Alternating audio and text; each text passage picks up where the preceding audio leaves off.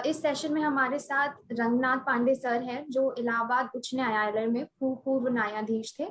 तो सर, देसी कानून की ओर से मैं आपका हार्दिक स्वागत करती हूं और इस सत्र में हमारे साथ शामिल होने के लिए धन्यवाद देती हूं। तो सबसे पहले सर, जो हम अपने सभी स्पीकर से एक मूल क्वेश्चन पूछते हैं अमूमन, तो वही है कि आपके अर्ली लॉ स्कूल डेज कैसे थे और आपने न्यायिक सेवा को करियर के विकल्प में क्यों चुना?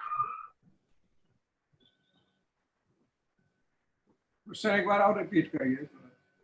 अच्छा सर, मैं ये पूछ रही थी कि आपके लॉ स्कूल के टाइम पढ़ाई के दिन कैसे थे और आपने न्यायिक सेवा को एक करियर के रूप में क्यों चुना? देखिए, विद्यार्थी जीवन के रूप में मैंने जैसा आपने सवाल किया कि आपने न्यायिक सेवा को ही क्यों चुना, न्यायिक सेवा में मैंने ये देखा कि न्यायिक सेवा में सम्मान है। जनता का, जनता जनार्दन का, जनमानस का या पब्लिक का, जिनसे हम जुड़े हुए थे, न्यायिक सेवा को एक सम्मान की दृष्टि से देखा जाता था और ये कल्पना की जाती थी कि ऊपर ईश्वर है और नीचे न्यायाधीश है। तो मेरे विचार में आया और प्रारंभ से ही मैंने अपने को इस तरह से ढालने का प्रयास किया कि न्यायिक सेवा की तरफ मेरा रुझान रहा और मैंने प्रयास किया और ईश्वर की कृपा से वो पद मुझे हासिल हुआ। अच्छा सर, तो दूसरा सवाल मेरा ये था कि अदालत में अनेक निलंबित मामलों को देखते हुए क्या आपको लगता है कि जो अदालतें हैं, विशेषकर उच्च न्यायालय और सर्वोच्च न्यायालय, पूरी अपनी क्षमता से काम कर रही हैं? अपनी पूरी क्षमता के अनुसार काम तो नहीं कर पा रही हैं। उसके पीछे कई कारण हैं। जैसे कि देखिए, साधन का अभाव होना, इंफ्रास्ट्रक्चर जितना होना चाहिए नहीं है, न्यायाधीशों की संख्या की कमी होना, क्योंकि हमारे देश की आप देखें 135-40 करोड़ की आबादी में संख्या में कोई बहुत उस रेशियो से कोई अंतर नहीं हुआ। उस रेशियो से जजेस की संख्या बढ़ाई नहीं हुई और लिटिगेशन का जो है काफ़ी तेजी से बढ़ता जा रहा है। तो जब तक साधन उपयुक्त नहीं होंगे, जैसा कि और क्षेत्रों में आपने साधन को विस्तार दिया है, उसी तरह से न्यायिक क्षेत्र में भी जजेस की संख्या पर, उनके साधन पर, उनके इंफ्रास्ट्रक्चर पर जब तक आप ध्यान समुचित नहीं देंगे, तो निश्चित रूप से जो लक्ष्य प्राप्त करना चाहिए या न्याय की जो मंशा है वो पूरी होना संभव नहीं हो पाता है। तो मेरा मत यह है कि पहले साधन और जजेस की गुणवत्ता पर विशेष रूप से ध्यान देना होगा और इस पर समय रूप से विचार करते हुए ही हम उस लक्ष्य की ओर आगे बढ़ सकते हैं। तो ये आवश्यक है कि हम इस संदर्भ में अपने को या हमारा जो समाज है, हमारे जो साधन है, हमारी जो ये युवा वर्ग है, जैसे आप लोग जैसे मेधावी विद्यार्थी हैं, उनको चाहिए कि इन सब चीज़ों पर विचार करते हुए आगे की कार्यवाही प्रारंभ करें, जिससे आने वाला भविष्य जो है, कि ये कल्पना हमारी है कि हमारे समाज का अंतिम पंक्ति का अंतिम व्यक्ति जो है न्याय से वंचित न रहे। ये तभी संभव हो पाएगा जब तक कि गुणवत्ता परक न्यायाधीश और इंफ्रास्ट्रक्चर तथा जो भी साधन जैसे डेवलपमेंट हो रहा है, उस तरह का डेवलपमेंट मेरे यहाँ भी होना चाहिए। जी सर।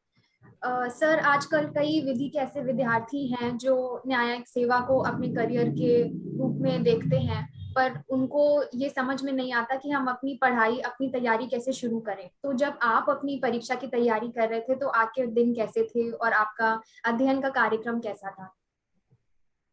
देखिए, मैं जो अपनी दिनचर्या की बात करूं तो मैं सुबह उठ जाता था 5 बजे। 5 बजे उठने के बाद फिर 5:30-6 बजे से मैं 2 घंटे आवश्यक रूप से पढ़ाई करता था और जहाँ तक लॉ की पढ़ाई का है, तो मैंने लॉ के जो बेयरैक्स थे उन पर मास्टरी करने का प्रयास करता था और बार बार उसको देखता था। देखिए, आप जब तक एक लक्ष्य लेकर आगे नहीं बढ़ेंगे तो लक्ष्य को प्राप्त नहीं कर पाएंगे और उसी के क्रम में आपको प्रयास करना होगा, क्योंकि आज प्रतिस्पर्धा के युग में, इस कंपटीशन के युग में आपको निरंतर प्रयास करने पड़ेंगे और अपने से आपके आगे जो है उसको पीछे करना पड़ेगा, तभी आप आगे पंक्ति में आ पाएंगे। तो देखिए, संख्याएं तो सीमित हैं। जैसे आप न्यायिक सेवा में आप देखें 100 वैकेंसीज अगर आ रही हैं तो लाखों में संख्या में विद्यार्थी रहते हैं। तो आप उस तरह से जब तक अपने को कम्पीट नहीं करेंगे, जब तक इस प्रतिस्पर्धा से अपने को नहीं बढ़ाइएगा, तब तक आगे लक्ष्य की ओर जो है मतलब लक्ष्य प्राप्त करने में कठिनाई होगी। लक्ष्य प्राप्त करने के लिए आपको उतनी मेहनत करनी होगी जिनसे आप लक्ष्य को प्राप्त कर सकें। तो मैं तो अपनी दिनचर्या में यही सुबह 2 घंटे पढ़ता था, उसके बाद दिन में कुछ समय घंटे 2 घंटे, और शाम को फिर रात में 6 बजे के बाद 9 बजे तक मैं पढ़ता था। मैं अर्ली राइजर था और अर्ली सो जाता था। ये सब चीज़ें तो मेरी दिनचर्या की थी, लेकिन जब तक पढ़ता था मैं कंसंट्रेट होकर पढ़ता था। पढ़ाई में देखें, ज़बरदस्ती पढ़ाई की ज़रूरत नहीं है। जब तक आप कंसंट्रेट नहीं रहेंगे, जो आप पढ़ रहे हैं, किसी को देखिए 5 बार पढ़ने में समझ में आता है, किसी को 2 बार में आता है, और सबकी अलग-अलग है। तो जब तक समझ में नहीं आए, अगर आपको 20 बार भी पढ़ना पड़े तो 20 टाइम्स आपको प्रयास करना पड़ेगा। और मेरा अपना मत है कि पढ़ने के साथ-साथ लिखना बहुत आवश्यक है। आप लिखते हुए पढ़ाई अपनी प्रारंभ करें तो ज़्यादा सफलता आसानी से प्राप्त होती है, क्योंकि इम्तिहान में आपको लिखना ही पड़ता है। बिल्कुल सर, आपने जो कुछ भी बताया है तो वो काफी प्रेरणादायक होगा हमारे रीडर्स के लिए। और सर, आपके जो न्यायिक प्रशिक्षण था, यानी आपकी जो जुडिशियल ट्रेनिंग थी, तो उस वक्त का अगर आपका कोई ऐसा अनुभव हो जो आप हमारे साथ साझा करना चाहें। अब जुडिशियल ट्रेनिंग में पहले देखिए, हम लोग नैनीताल में ट्रेनिंग हुआ करती थी। प्रदेश का जो एडमिनिस्ट्रेटिव ट्रेनिंग इंस्टीट्यूट था, तो हम लोगों ने नैनीताल में ट्रेनिंग ली थी। तो ट्रेनिंग में मैंने वकालत नहीं की थी। मेरे साथ ये था, मैं विद्यार्थी था आप लोगों की तरह। प्रयाग विश्वविद्यालय से मैंने लॉ किया, वहीं से पोस्ट ग्रेजुएशन किया। तो ऐसे इम्तहान दिया करते थे। इम्तहान देते वक्त मेरा सिलेक्शन हो गया। सिलेक्शन होने पर मैं यहाँ से ट्रेन से गया, वहाँ काठगोदाम से वहाँ इंस्टीट्यूट की गाड़ी आई, उस गाड़ी से हम लोग गए। 4 महीने की उस समय ट्रेनिंग हुआ करती थी, जिसमें 2 महीने करीब तो आपको नैनीताल में डिफरेंट पीरियड्स में और शेष कोर ट्रेनिंग हुआ करती थी। तो कोर ट्रेनिंग में जैसे मैंने मेरठ, मुजफ्फरनगर और सहारनपुर हम लोग को ट्रेनिंग हुई थी। 15 डेज का अपना ब्रेकअप रहता है।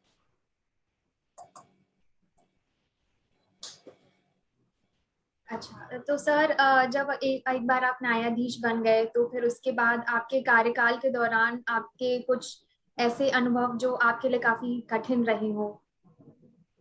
हाँ, कठिन तो थे कि जैसे आपको मैं शेयर करूं, मैं कानपुर में पोस्ट था उसमें, मैं सिविल जज था, बाद में एडिशनल डिसीजन हुआ वहीं कानपुर में। तो कानपुर की एक घटना मुझे बार बार प्रेरित करती है। वहाँ एक अपराधी था जिसका नाम था हरि माहेश्वरी। तो वो अक्सर कुछ न कुछ मीडिया में किताबें लिखना या वल्गर चीजें, गाली देना, मतलब इवन एब्यूजिव लैंग्वेज का इस्तेमाल करता था जजेस के साथ, स्पेशली हाई कोर्ट जजेस के साथ, सुप्रीम कोर्ट जजेस के साथ और डिस्ट्रिक्ट जुडिशरी के जजेस के साथ। तो एक घटना उसने इलाहाबाद हाई कोर्ट में की। उसके बाद वो किसी तरह से, मैं बतौर मजिस्ट्रेट, मेरे सामने उसका ट्रायल आ गया। तो ट्रायल चूंकि सेशन ट्रायबल ऑफेंस था, तो मुझे कमिट करना था उस केस को। उस केस को मैंने सेशन कमिट किया। सेशन कमिट करने के बाद संजोग से मैं प्रमोट हो गया वहीं, तो वो केस मेरे सामने आ गया। बतौर मजिस्ट्रेट मैंने उस केस को कमिट किया, और कमिट करने के बाद ट्रायल के लिए मेरे सामने आ गया। तो उसका ट्रायल किया। ट्रायल करने पर तमाम उसने कुछ मेरे साथ भी किसी इस तरह की अनअवॉइडेबल बिहेव किया उसने। बहरहाल मैंने उसको फिर सजा किया। सजा करने के बाद मतलब मैं थोड़ा सा उससे डिस्टर्ब ही रहा। हमने कहा इस तरह के अपराधी जो अपराध में इस तरह से संलग्न है और जिसके खिलाफ करीब 50 से ज्यादा क्रिमिनल केसेस थे, तो उसको मैंने सजा किया। सजा करने के बाद फिर उसका ट्रायल हुआ। उसकी अपील नहीं हो पाई, और कुछ बाद में धीरे धीरे उसकी शायद जेल में उसकी डेथ हो गई। और इस तरह से उससे उसको लेकर मैं काफी थोड़ा सा अपने को मानसिक रूप से करीब 1 हफ्ते डिस्टर्ब था कि आप देखिए इस तरह के अपराधियों को दंडित करना इतना आसान नहीं है। मतलब इस सामाजिक परिवेश में, या जो परिवेश आपको जो स्वच्छता प्राप्त हुई है, उसमें आप इस तरह से नहीं कर पाते। उसको करने के लिए मुझे काफी मानसिक रूप से अपने को तैयार करना पड़ा, क्योंकि उस केस को अक्सर सारे जजेस ट्रांसफर कर दिया करते। मेरे साथ प्रॉब्लम क्या थी, कोई उसको करना नहीं चाहता था। लेकिन मैंने अपने जीवन में इतना जरूर अपने को स्थिर किया कि मैं ये नहीं कह सकता था कि इस काम को मैं नहीं कर सकता था। मैं हर चैलेंज को स्वीकार करता था, और ईश्वर ने हमारी मदद की कि हर चैलेंज को स्वीकार करते हुए मैं आगे बढ़ता गया और आपके सामने आज हूँ। काफी दिल को छूने वाला अनुभव था। मैं तो ये कहूंगी कि ये काफी प्रेरणादायी है उन लोगों के लिए जो न्यायिक और एक सेवा की। घटना अगर आप चाहें तो मैं एक इसी क्रम में एक और आपको इलस्ट्रेट कर देना जी चाहता जी, हूँ। मैं बिल्कुल सर। गोरखपुर था। अभी ये 2015-16 की बात, 15 की बात है। इससे गोरखपुर था तो मेरा नाम वहाँ से हाई कोर्ट ने लॉ सेक्रेटरी के लिए रिकमेंड किया। तो उस बीच लॉ सेक्रेटरी के मेरे नाम के दौरान तमाम गवर्नमेंट नहीं चाहती, तत्कालीन जो सरकार थी वो उसमें कन्विंस नहीं हो रही थी। तो हाई कोर्ट और सरकार के बीच काफी उसमें इंटरेक्शन होता रहा, लेकिन अंततः सरकार किसी तरह से तैयार नहीं हो रही थी। उस पर हाई कोर्ट ने एक 7 जज बेंच कॉन्स्टिट्यूट की और 7 जज बेंच से फिर मेरा नाम रिकमेंड हुआ। तो काफी जद्दोजहद के बाद मुझे फिर लॉ सेक्रेटरी की पोस्ट पर यहाँ मैं नियुक्त हुआ। लेकिन नियुक्त होने के बाद सारी चीजें अच्छी रही और वो भी मतलब मैं आसानी से बता दे रहा हूँ, लेकिन वो पीरियड जो था चूंकि काफी, नवंबर में मेरा नाम गया और मई में आप सोचिए करीब 7 महीने उसमें लग गए और तमाम अखबारबाजी हुआ करती थी इस टेंशन का। और ये कुछ घटनाएं ऐसे रही अपने जीवन के जो मैं आपसे शेयर कर रहा हूँ। घटनाएं तो बहुत सी रही, लेकिन ये कुछ ज्यादा मतलब ये हमको छू जाती थी या मुझे काफी कभी कभी सुखद अनुभव और कभी कभी दुखद अनुभव भी हुआ करता था। तो जीवन में ये सब है, चलता रहता है, तो बहुत घबराने की बात नहीं है। न्यायिक सेवा देखिए बहुत अच्छी सेवा है। आप अगर सेवा की बात आप करते हैं तो न्यायिक सेवा से अच्छी सेवा आपके देश में, हिंदुस्तान में और कोई नहीं है। जितना मान सम्मान आपको यहाँ प्राप्त हो सकता है, जितनी स्वतंत्रता काम करने की यहाँ मिल सकती है, प्रोवाइडेड कि आप थोड़ा इम्पार्शियल हो बस। और हमने तो एक ही चीज पाया कि इम्पार्शियल हो, आर्डर्स में आप थोड़ा सा ट्रांसपेरेंट हो, तो चीजें सब बहुत अच्छी हैं। बिल्कुल सर, बिल्कुल सही बात है आपकी। सर, कोविड की महामारी के दौरान कई उच्च न्यायालय थे। इलाहाबाद उच्च न्यायालय ने भी कोविड कुप्रबंधन से संबंधित उल्लंघनों की सुनवाई के मामलों में कदम उठाया और सरकार के जितने भी, चाहे वो जो भी राजनीतिक पार्टी हो, जो भी सत्ता का कोई भी दल हो, उनसे कई तरीके के सवाल पूछे इस कुप्रबंधन से संबंधित। तो क्या आप मानते हैं कि उच्च न्यायालय में पहले भी हो चुका है कि सरकार से कठिन सवाल पूछे गए हों किसी को प्रबंधन से रिलेटेड, या फिर ये एक नया विकास देखने को मिला? जहाँ तक मेरी जानकारी है ये नया विकास है और जैसे ही देश विकसित हो रहा है इस तरह की चीजें अपने आप हो रही हैं। कोविड महामारी थी, बहुत बड़ी महामारी थी, जैसा कि हम लोग लड़कपन में सुना करते थे पहले की, बहुत पहले अपने सामने तो देखने को नहीं मिला, लेकिन कोविड को देखा और इसमें न्यायपालिका ने भी थोड़ा सा अपने को एक्टिवेट किया। जो करना चाहिए था, अपनी जिम्मेदारी को उन्होंने महसूस किया। और वो ऐसी महामारी थी, जैसा कि आप लोग तो बच्चे हो और उसमें ज्यादा नहीं, लेकिन ऐसी महामारी थी जिससे हम लोग इस तरह से ग्रस्त हो गए थे या इस तरह से प्रभावित हो गए थे कि कोई साधन दिखाई नहीं पड़ रहा था। और उस साधन में आम जनमानस के साथ क्या हुआ, और मैं तो न्यायपालिका को धन्यवाद दूंगा, न्यायपालिका को, क्योंकि न्यायिक परिवार से जुड़ा हुआ हूँ, तो धन्यवाद दूंगा और उनके इस कार्य की सराहना करूंगा कि भविष्य में भी अगर इस तरह की कोई समस्याएं, इवन कोविड या कोई महामारी से रिलेटेड ही नहीं, और कोई भी आपदा विपत्ति देश पर अगर आती है तो इसमें न्यायपालिका को बढ़ चढ़ के आगे अपना जो है कि जैसे एक्टिविज्म जो बात है, तो एक्टिविज्म यहाँ जरूर दिखाना चाहिए, क्योंकि यहाँ पब्लिक इंटरेस्ट है।